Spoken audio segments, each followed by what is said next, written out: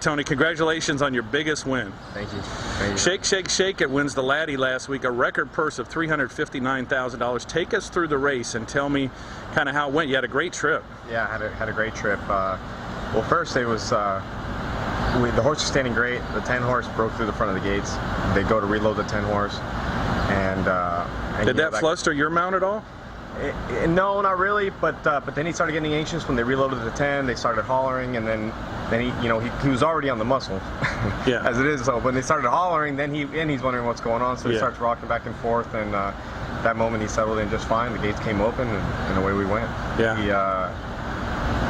He broke pretty good, and just stayed clear. And I wanted to sit you down just a little bit, and he was running his race, and then about midway, I asked on him and hit him left-handed, hit him back right-handed. He just closed and won the race. Now, you never made contact with another horse, no brushing or anything. You said that was important because he's a long striding horse, right? Yeah, I mean, he is a long striding horse, and just in general, when you're racing for a lot of money or just racing any race on these quarter horse races, it's important that you just go straight and try not to bump anybody. It does take a lot of momentum out of you. Yeah, tell us what it felt like after the race. You won 3 races total that night. This was the richest race you've ever won, right? Yes, correct. Not the richest one I ever competed in, but definitely the richest one I've won. Tell us some other races you qualified for and ran in.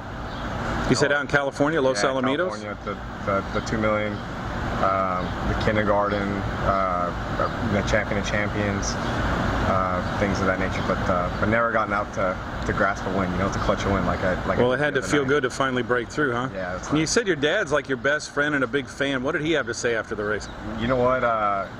My uncles called me, my dad called me. Everybody was just so ecstatic. It was pretty neat. So like it won an Oscar or something, huh? Yeah, my family's really tight, and it was really nice to know that they were watching. They had my support, or I had their support. Yeah.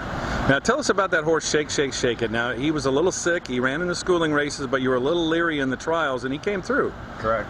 Yep. He was a little down under the weather before the schooling races. Ran through the schooling races anyways. And pulled up okay. Ended up getting a little bit sick again before the trials, and they ran him, and he just muscled through it. Ran third in his trial. The horse I had got second. He ran second in his same trial. That fast Capata,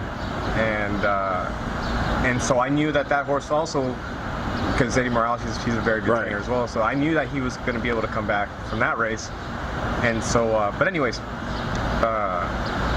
You've just been working with him a long time. Been working with him Barn. for a little bit. Yeah, I've been working with him since January, and he was feeling back to his normal self. He had gained a lot of weight. His color was back. He was dark. Anyways. So you kind of had a quiet confidence about yourself, didn't you? Yeah, a little. I mean, you told me a few days before that you thought he was going to run a big race. Yeah, and.